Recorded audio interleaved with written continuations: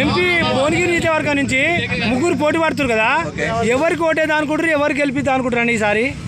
ప్రస్తుతం ఉన్న పరిస్థితి ప్రకారం అయితే లైన్లో కేసీఆర్ బీఆర్ఎస్ పార్టీ అయితే లేదు.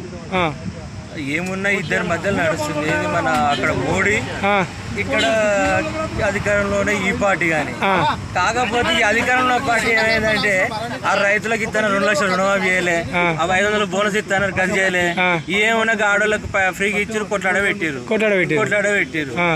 మరి అందరి పబ్లిక్ ఏమనుకుంటారు అంటే వాస్తవానికి కింద లీడర్ లేకపోయినా పబ్లిక్ ఏమనుకుంటే ఇక బియ్యం ఇచ్చే, ఇక కరోనా టైంలో వ్యాక్సిన్ ఇచ్చే, ఇక 300 రూపాయలు కరువు పని ఇచ్చే.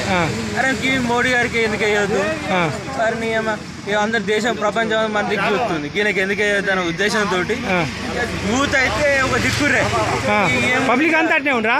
పబ్లిక్ అంతా ఒక దిక్కు ఉంది. కాకపోతే కాంగ్రెస్ పార్టీలు పైసలు పెట్టి మనం మలుపుతారేమో లాస్ట్ రోజులలో, కానీ ఇప్పుడైతే ఉన్న వాట మాత్రం బీజేపీ అయితే ఉంది. ఇంకొకటి ఆయనకు ఇంతకుముందు చేసిండు సౌమ్యుడు, ఎవరితో కొట్లాటలు లేవు, ఆ ఉద్దేశంతో కొద్దిగా ఉంది.